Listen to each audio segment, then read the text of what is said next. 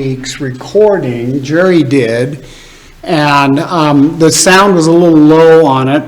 I think we've got that resolved. You probably had to bump the audio up on your computer quite a bit if you were watching it. I was able to get it, but the audio was low. So hopefully I think we've got that resolved for this week. So let's start with, I want to come back to this point every week, just so anybody who's new with us, Greg, if you're new with us, which you are, or anybody that's going to watch on YouTube, we're going to continue to use a couple of primary sources, and I've got some others that I'm going to bring. And when we get to the end of this class, I'm going to do a bibliography that will show you where you can pick up all of these if you want to do it. Our kind of primary is going to continue to be Christian apologetics.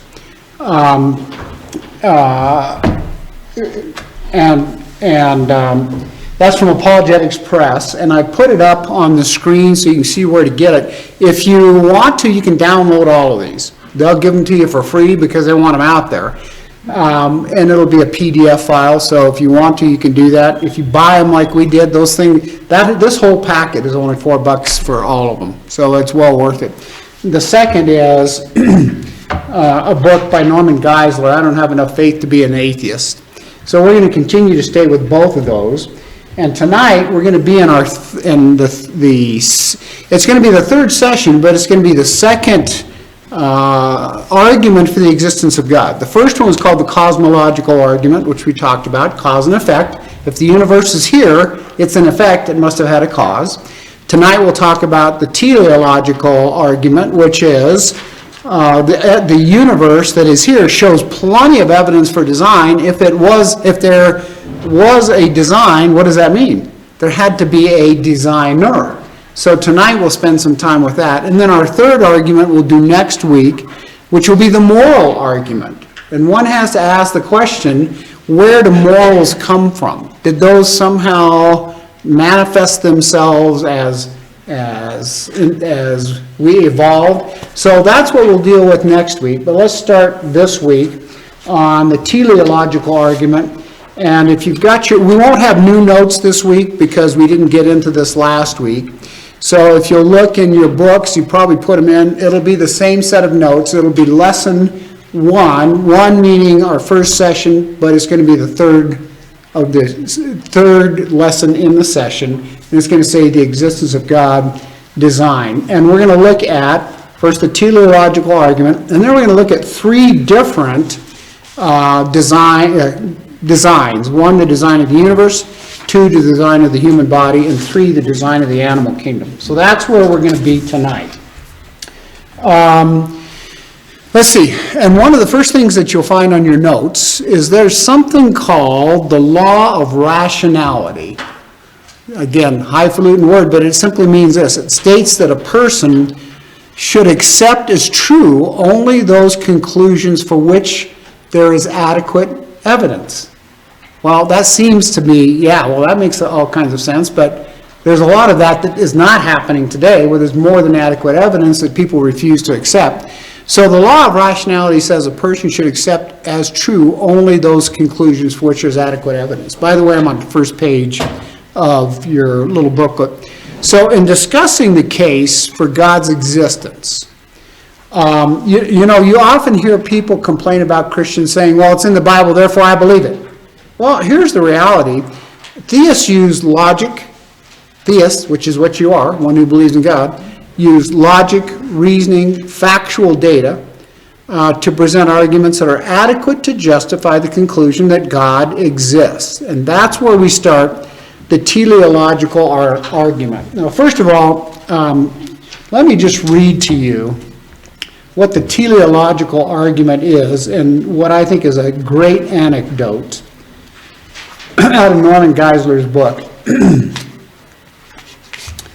Isaac Newton implicitly confirmed the validity of the teleological argument when he marveled at the design of our solar system. He wrote this: "This beautiful system of the sun, planets, and comets could only proceed from the counsel and dominion of an intelligent and powerful being.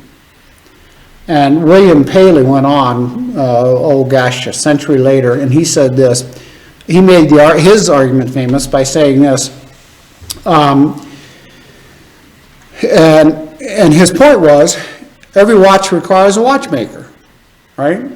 So imagine you're walking along in the woods and you find a diamond-studded Rolex on the ground.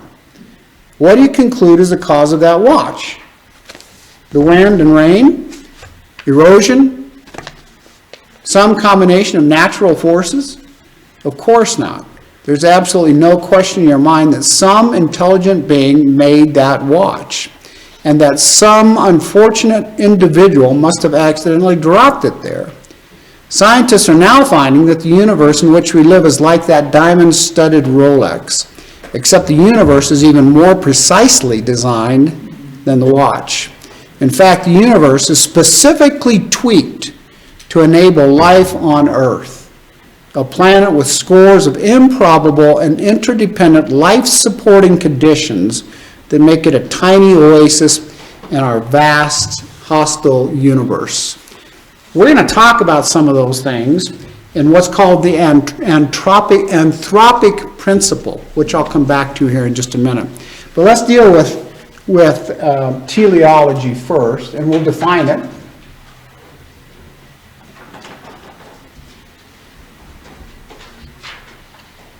As soon as I can get to the right slide. Teleology is this, and I think I defined it in your notes too. The philosophical interpretation of natural phenomena as exhibiting purpose or design. That's a whole mouthful of simply saying this. It comes from the Greek and subsequently Latin words telos, which means the end or goal or result, and logia, which means to speak of or the study of. So it's the study of the end or the goal, and it means design. And the teleological argument goes like this. It's the idea that there is evidence of the design of the universe which suggests a designer. So if you think about it in terms of an argument, here's what it would be. If the universe shows evidence of design, it had to have had a designer, right?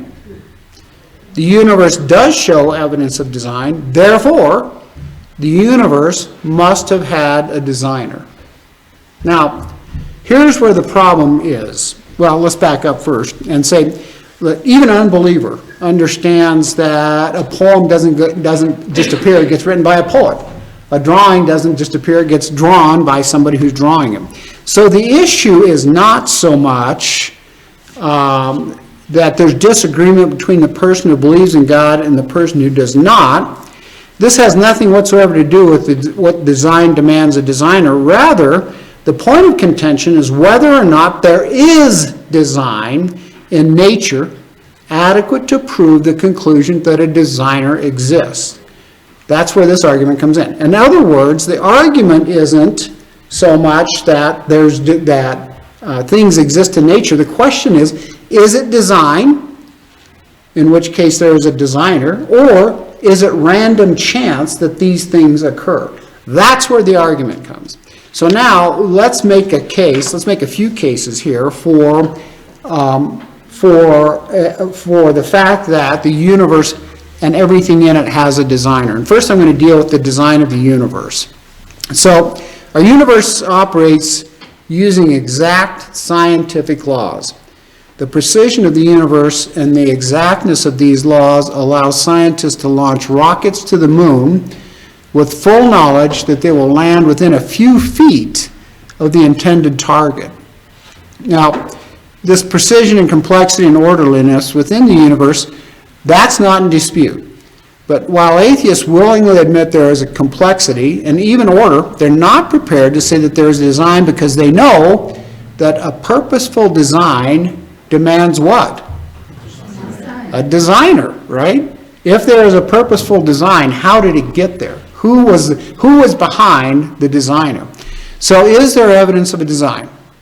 The atheist claims that no such evidence exists. The theist says there is evidence, and we're going to look at some evidence to show that. Let's look first at the universe size.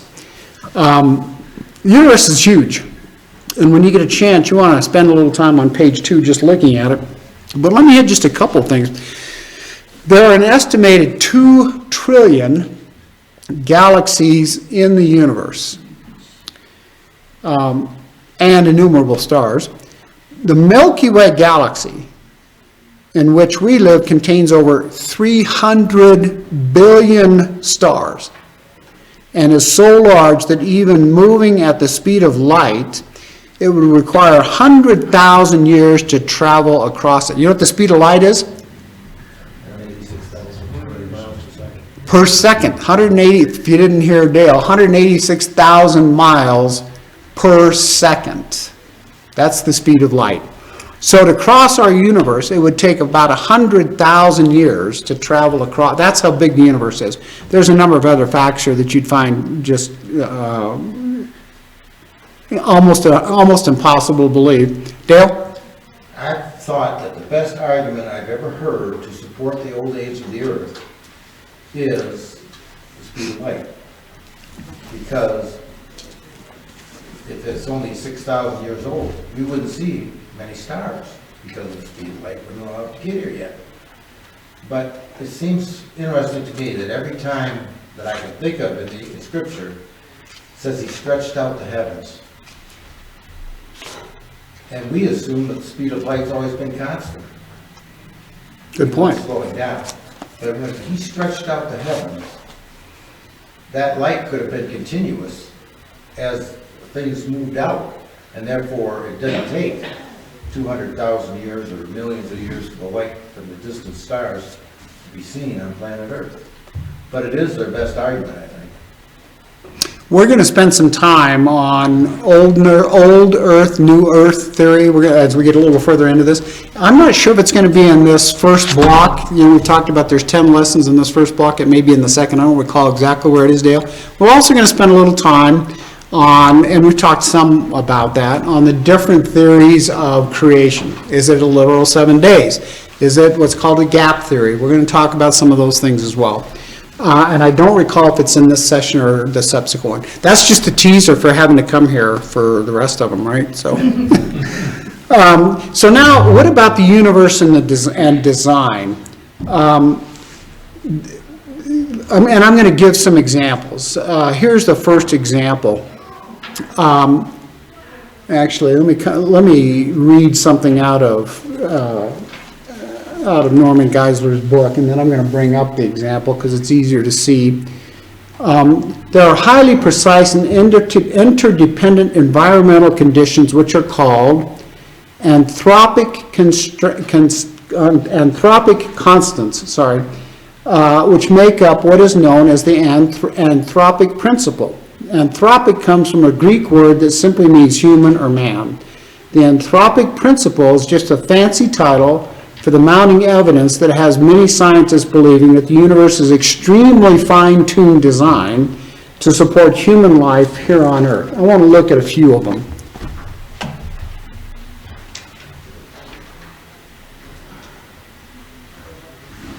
Let's define anthropic principle first. Here's what the anthropic principle says. The universe is finely tuned to support humankind. I'm going to give you a few examples. If Earth were 10% closer or further from the sun, you know what would occur? You'd be dead. You'd freeze. One of two things. You'd either combust, you'd be burned to death, or you'd freeze. 10%. If the moon, which is 250,000 miles away, was only 1/5 closer, every day, the tide, morning and evening, the tides would be 35 to 50 feet high. The axis, and we'll look at a drawing of it here in just a minute, the axis of the Earth is at exactly 23.5 degrees. In other words, it's tilted somewhat. If it were 0 degrees, water would accumulate at both poles and everything else would be a desert. Oxygen level. Our oxygen level is 21%. If it was 25%, fires would erupt. If it was something less than that, we'd all suffocate. These are all what are called anthropic principles. They're designed to support human life. Let me give you a few others. The Earth moves in its orbit around the sun. It departs from a straight line, if you think about it. The Earth doesn't circle the sun in a circle. What does it do? It's an ellipsis. An ellipsis is kind of a squashed down circle, if you think about it. That ellipsis, or its orbit, departs from a straight line 1/9 of an inch every 18 miles. You got that conceptualized? So pick a straight line, and our orbit is going to vary a tiny bit, 1/9 of an inch every 18 miles. That means it's going to draw an ellipsis, right? Well, if it departed by 1/8 of an inch, we'd come so near the sun that we'd be incinerated. Now, what I said was 1/9, right? So now I'm just saying if it was 1/8, we'd come so close to the sun we'd be incinerated. If it departed by 1/10 of an inch, and I'll draw it here in just a second, we'd find ourselves so far from the sun that we'd freeze to death. So let me just draw a quick picture of what that means.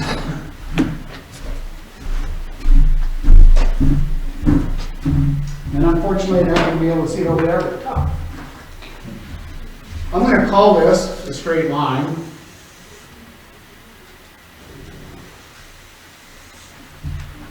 Probably not as straight as it could be.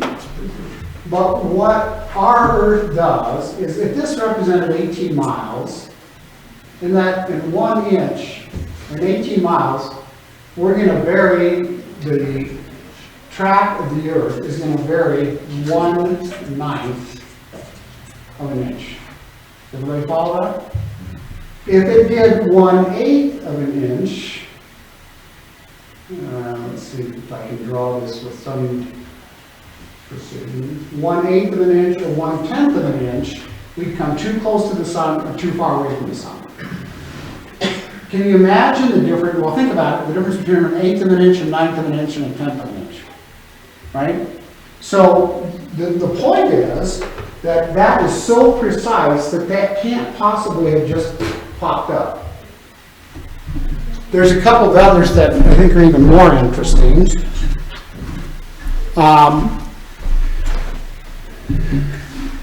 We talked about the moon and the tides. What about the tilt of the Earth? The tilt of the Earth, and I think I've got a slide here. Here, let's use this one. Actually, this will kind of demonstrate a couple of things for us. That shows us the ellipsis to begin with, the path that the sun takes. You can probably see, can you see the red line through there? On each of those? Can you see the red? It's in each of the depictions of the Earth, because this basically is demonstrating the seasons, right? Summer, fall, winter, spring. The red line through that is what? That's our axis. So our Earth is on a slight axis. It's tilted to 23.5 degrees. If the tilt were 0, as we said earlier, much of the Earth's water would accumulate at the poles. Now, let's look at a couple of others.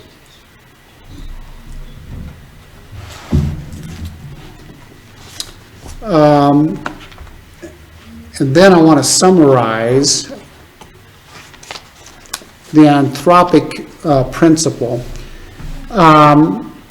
If Jupiter were not in its current orbit, the Earth would be bombarded with space material. Well, you're probably thinking, why would that be? Well, because of the gravitational pull. Jupiter's gravity, because it's such a huge planet, its gravitational field acts as a cosmic vacuum cleaner. It's sucking stuff. Its gravitational pull is sucking stuff away from the Earth. And then one more, if the rotation of the Earth.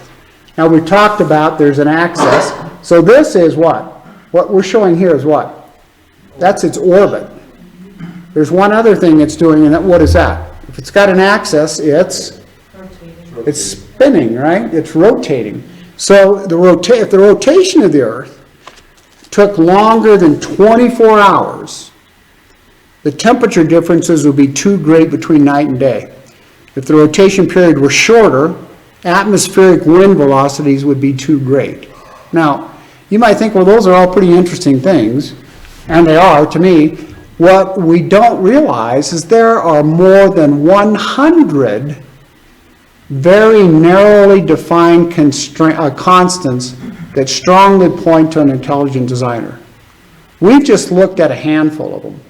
There's over 100 of these that if any one of them, or if a combination of one or two of them occurred, mankind would not exist. And you wouldn't be able to grow anything. That's true. One of the astronauts, I can't remember which one it was, when he wrote later, he said, I was standing on the moon, looking back at the Earth, standing on a dead planet, looking back at this beautiful Earth. He said, I always believed in God, but that day I believed even more. He said, I realized just how special the Earth is.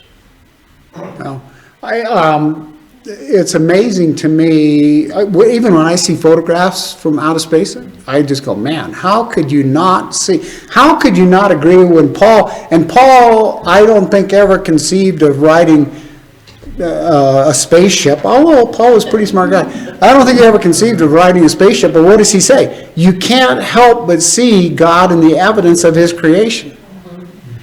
Caught up to the third heaven. What's that? Yeah. Who's caught up to the third heaven? Yeah.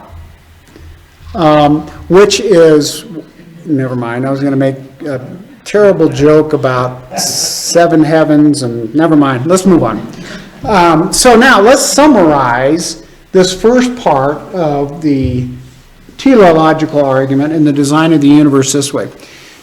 Can a person reasonably expect to believe that these exacting requirements for life, now remember there's over 100 of them, and you saw how tight constraints they were. The requirements for life, as we know, have been met just by accident. The Earth is exactly the right distance from the sun. It's exactly the right distance from the moon.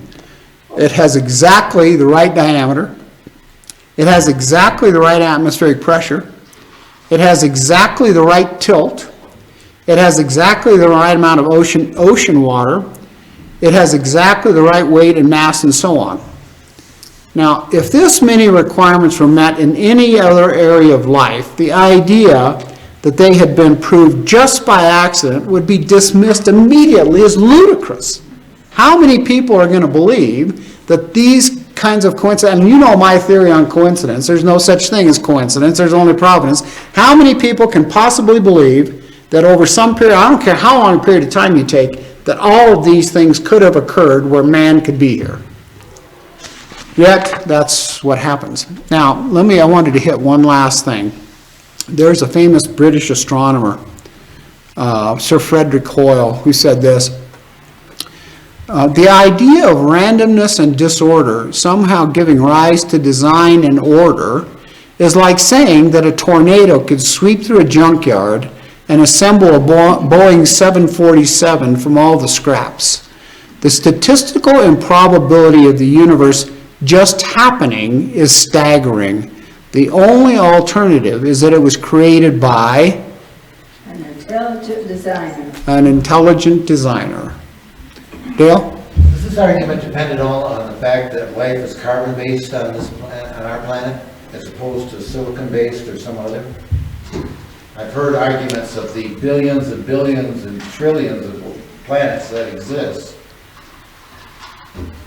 There could be other carbon-based just because of the vast number, but do they have to be carbon-based life? You know, I don't know, Dale. I would assume so, because, well, I don't know. Good question. Oh, does anybody hear a homework assignment? I don't know that. Hold on a minute, come back, Jerry. Yeah, I know, that's the point. By the way, photons last week. yeah. And it's a good thing they don't, because then I couldn't understand how Light they waves? waves pass through a prism, change wavelength, Hmm. but not speed. Now, Jerry, question? I was gonna say, if you've seen any of the pictures that they're sending back from Mars, there's an example of a place that doesn't meet these requirements for life. It's a dead world. Oh, I see what you mean, yeah, I'm with you now. Well, and I was gonna make the point that, while there's millions and billions and billions and millions of galaxies, don't you think it's a little strange that, at least to this point, try as we may, now admittedly, we haven't gone very far yet, but try as we may, nobody's been able to find any other evidence of life anywhere? Now, they think they may have found some pieces of, well, if this had moisture, then it must have had something. But don't you think it would be pretty obvious? It seems to me it should be, They're reaching, I mean, that's all. yeah. Well, they're spending millions of dollars to do it, I can tell you that. So now let's move on to our second of these teleological arguments, which is the design of the human body. And I'm only going to hit a couple of items there. Augustine, or Augustine, however you want to say it, observed that, and this is a quote from him, men go abroad. Augustine wrote probably in the 400 AD. He was a theologian and he was actually a bishop of the church, and I want to say of Hippo, doesn't make any difference where. But he is extremely prolific and wrote a whole bunch of stuff. And he said this: men go abroad to wonder at the height of the mountains, at the huge waves of the sea, at the long course of the rivers, at the vast compass of the ocean, at the circular motion of the stars. And yet they pass by themselves without wondering. Does everybody follow what he's saying here? He's saying the biggest wonder in the world is man. And we don't even stop to think about man. So, according to those who do not believe in God, the human body is a result of a set of lucky circumstances set in motion by those mythical parents, Father Time and Mother Nature. And by the way, I'm on page 4 of our notes. Dale? And scientists have even some have admitted that they don't have enough time in the 20 billion years that they said, so they have the translation theory that it must have started somewhere else and got here. And that's part of the issue of why there has to be 20 million years, or however many million years, in order to make this progression even get close to working. And they still can't get to that point. So can a person reasonably be expected to conclude that the masterpiece of the human body, and we're going to hit some of these points in just a second, with its ingenious systems and amazing design, is the result of blind chance operating over millions of years in nature? Or would it be more reasonable to suggest that the human body is a result of purposeful design by a great designer? Let's talk about the human body for a minute and the components of the human body, and we'll kind of build them up. First, there are cells that represent the smallest units. Second, there are tissues, muscle tissues, nerve tissues, etc. Third, there are organs like the heart, the liver, etc. And fourth, there are systems, the reproductive system, the circulatory system, etc. I'm just going to look at cells. We're going to spend a little time on cells, and you probably want to underline this on page 4 at the very bottom. There's over 250 different kinds of cells. There's red blood cells, white blood cells, nerve cells, etc. They total approximately 100 trillion cells. In the average human. Now, my bride, who is obviously above average, may have more cells. And they come in all kinds of different sizes and shapes. Some are so small that they're 0.05 millimeters long, barely big enough that you probably couldn't even show it. Some cells placed end to end would make only 1 inch if 6,000 of them were assembled together. Yet all the cells, and I want you to listen to this, all the cells of the human body, if set end to end, would circle the earth over 200 times. I want you to think about that for a minute, because that's inside you. That's each individual. Now, the cell's made up of a number of different things, but we're going to focus on just one thing. This is a human cell. I want to focus on something called the nucleus. Or if you're George W. Bush, it's the nucleus. That poor guy could not say nuclear, or not, yeah. So we're going to look at the nucleus. The nucleus is the control center of the cell. And you can see it on our diagram here. It's a kind of bluish looking thing. I unfortunately don't have a pointer here that I can use. The nucleus is the genetic information of the cell. Within the nucleus is the genetic information of the cell, something that we now know is DNA. So DNA is a supermolecule. It carries the encoded information needed to produce all of the components of the cell. If the DNA from a single human body cell were removed from the nucleus and unraveled, and we're going to look at one here in a minute, because it's found in a kind of a spiral. It's actually a helix position.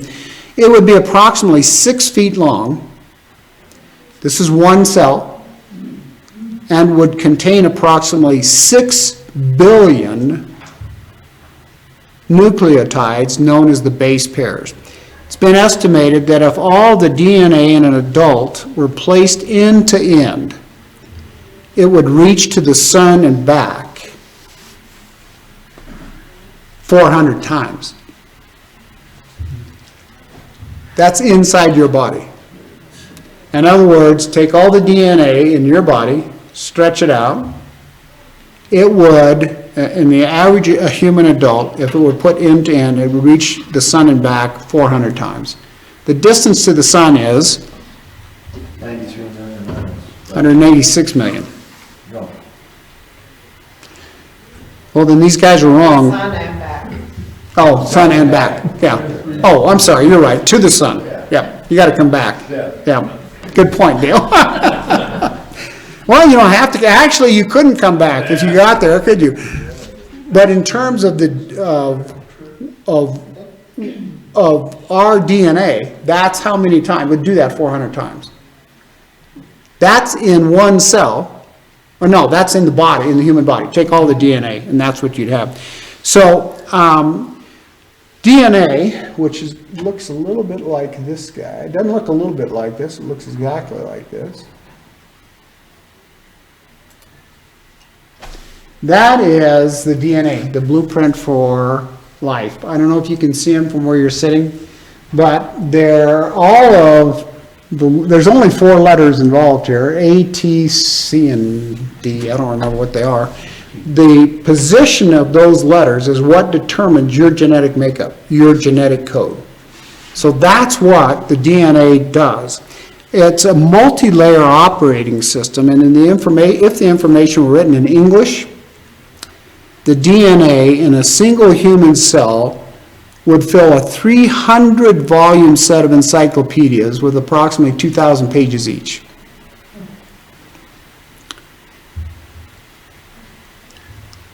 Yet, just as amazing is the fact that all the genetic information needed to reproduce the entire human population, when this was written, it was about 8 billion people, could be placed into the space of about 1/80th of a cubic inch. Now, one would have to stretch to think that somehow this all occurred, or at least I can't fathom that this just came about. Dale? It's amazing that the schools still teach the theory of evolution Because at the time of Darwin, he didn't even know what a cell was in a cell. And he had no way of knowing the information that was required to construct life. But now with that knowledge, how in the world can we still teach it as fact? Well, that's the issue. How can you teach it as fact? I don't have a problem of them teaching it as theory, provided that you have to teach, anytime there are two theories that have at least an equal possibility of occurring, in my estimation, you've got to teach both theories. And you cannot treat one theory as fact when it cannot be proven. That's why it's called a theory. If it were the fact of evolution, or if it were the law of evolution, we wouldn't be here discussing this. But it's not, and it never will be. Unfortunately, the only time we're ever going to prove the theory of creation, in my estimation, well, we may someday, but in my estimation, it's going to be either when Jesus comes back or when God says, I'm done with this and it's time for everybody to come home. Both are theories. In my estimation, both should be taught, but they aren't. So let me summarize the design of the human body.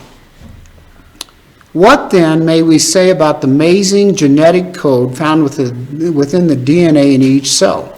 The complexity of the DNA molecule, along with the staggering amount of chemically coded information it contains, proves that the supermolecule simply could not have happened by blind chance.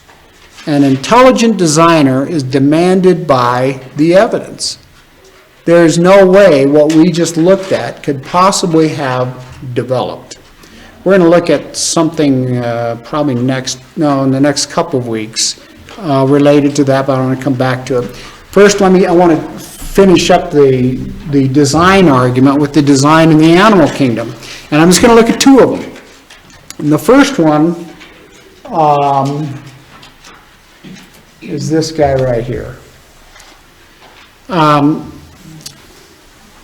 This is called the Mallee fowl. It's an Australian bird. It has a built-in thermometer, which is far more accurate than ones humans use to take the temperature. I don't know, can you see that? He's sitting right in the middle of that big Crater. a crater. And these can be up to 4 feet wide and up to 4 feet tall. And he builds this. He's about the size of a chicken, a large chicken.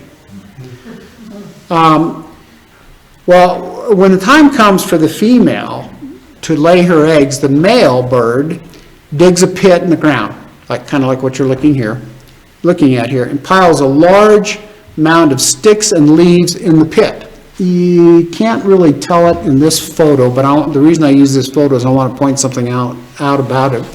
He covers the pile of these sticks and things with sand, sometimes making as tall as 4 feet. With the sand on top, in the heat in Australia, the leaves and sticks begin to rot. What happens when that occurs? They heat up. Pardon? They heat up. You produce heat, right? It's kind of like having a compost heap. What happens in the middle of a compost heap? It's nice and toasty. Toasty, right? So what's going to happen is all the sticks and leaves and whatever else that's in the middle of this begin to produce heat. Well, that's important, but here's the big issue.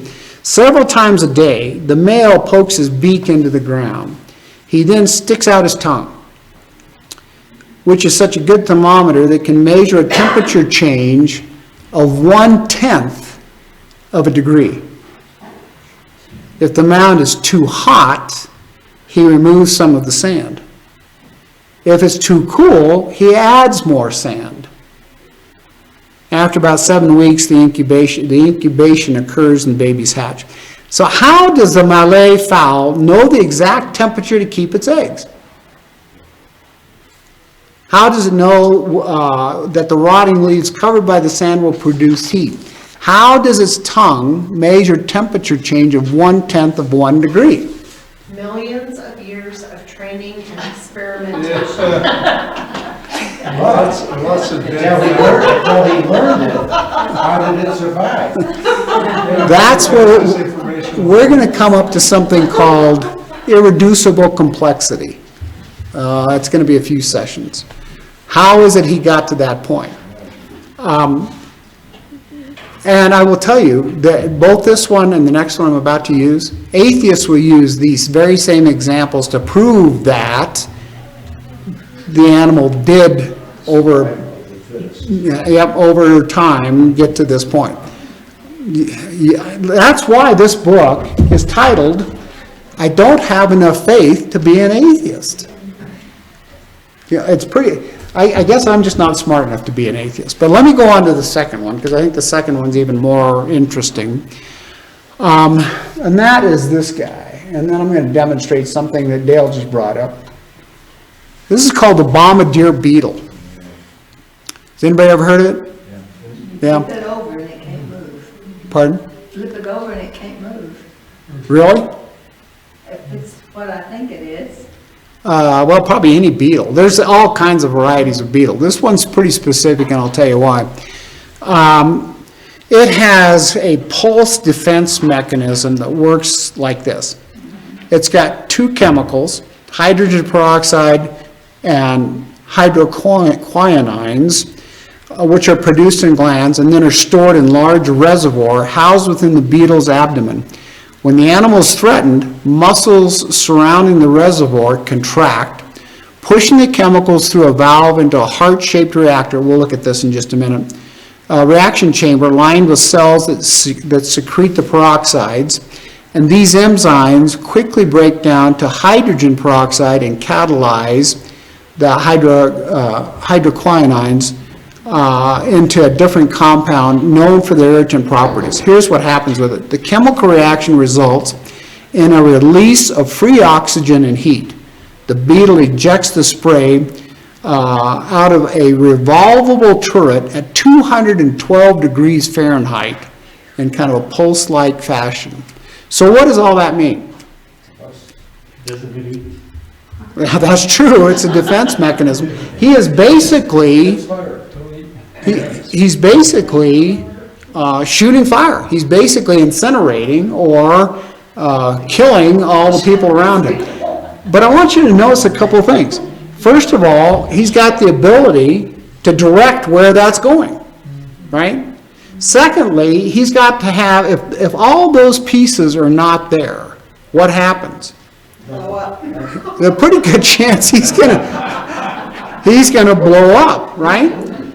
So not only, and this is where we're going to talk a little bit about irreducible complexity, not only does this argue for the fact that this cannot possibly, and I'll tell you why it could not possibly have evolved, it had to be created because he's got the ability to do all of this within his body with all of those pieces there. Now, here is something called, and you need to think about this for a minute, what does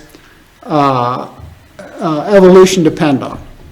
Small incremental changes. Small incremental changes over long periods of time. Take any one of those components out, and what do you have? Nothing. You're going to have a dead beetle, right? You have to have all of those components in order for this to work. If the sphincter muscle isn't there, he doesn't have the ability to hold the gases to the point that it can do what it's going to do.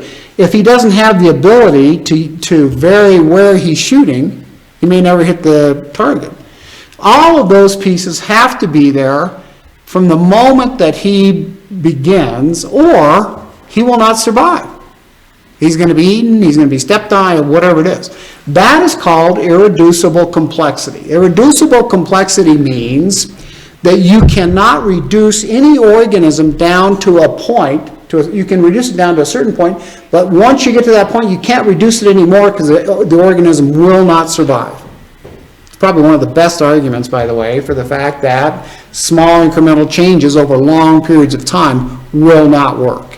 We're going to spend a lot more time on irreducible complexity in the future. But let me summarize, and it's in your notes here, that what I summarized, and then I want to also summarize out of the book. Let me do out of the book first.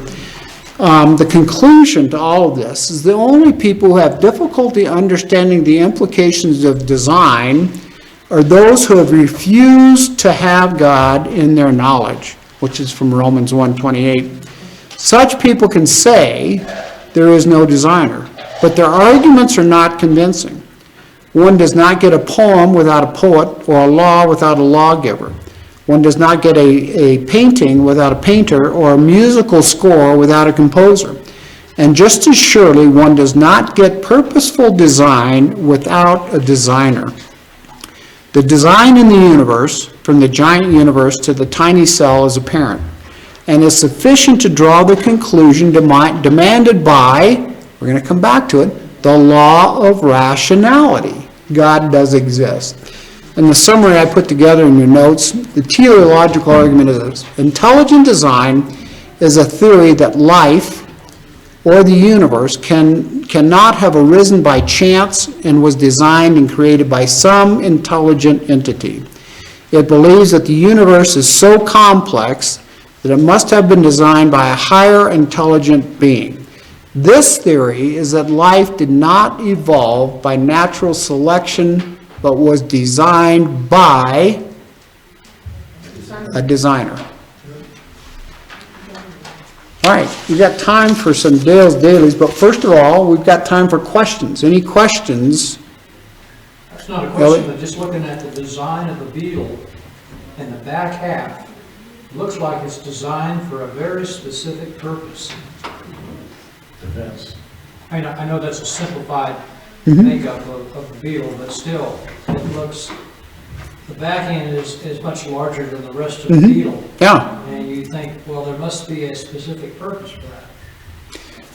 If you get a chance, go home. I know if you're like me, you'll go home and do this. Go home and just type in bombardier beetle. There's some great videos of it. And you can't just look at them and say, well, sure, that just kind of evolved. But Dale and then Jerry first and then Dale. You know, in our culture now, what they're doing in the schools and what they're doing in politics and everything is almost like the communists did in the Soviet Union. If you don't follow the party line, you're stupid. That's essentially what they're saying now. To anybody who believes in intelligent design, anybody who believes in God, you're stupid. You're not smart enough to believe in global warming or evolution or whatever their party line is at the time. They don't want any intelligent discussion about it. You either accept the party line or you're in big trouble. That's where we're at this country right now. That's what they're teaching. And in most of the schools, most of the universities, most anywhere you go, that's where we're drifting to, or not drifting, we're actually going at it pretty fast. Jerry, you just don't comply. Well, and the biggest reason we're doing this class is so we've got some ability to say, wait just a minute. And when we finish this up, there's 3 arguments. Only 3, you only need 3 arguments to almost diffuse every one of the arguments that they can come up with. Because almost all of them are most of them will not be able to cite for you what evolution actually means, but they will do exactly what you said. You believe in that stuff? What are you, some kind of Bible thumper? Right? Dale, do you have a point or a question? I was just going to say, the way that things are presented, they are presumed to be true. Like Carl Sagan, when he's introduced his cosmological argument or whatever, he says the cosmos is the only thing that ever it was, is, or will be. Like there's no other thing to consider.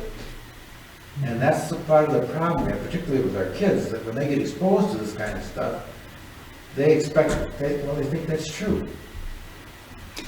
Do you remember when we spent some time on presuppositions? That's exactly what it is. A presupposition, or I'm gonna depart from this point. If you depart from the same point that they're departing, you're gonna lose the argument. You can't depart from that point. You have to depart from, wait just a minute, what you have just said. You've made a affirmation that you've said this is the only way it can be. Is that the only way it can be? Dale? And to amplify what Jerry said, and I wish I could remember the scientist's name, he said, the theory of evolution is fact, and anyone who does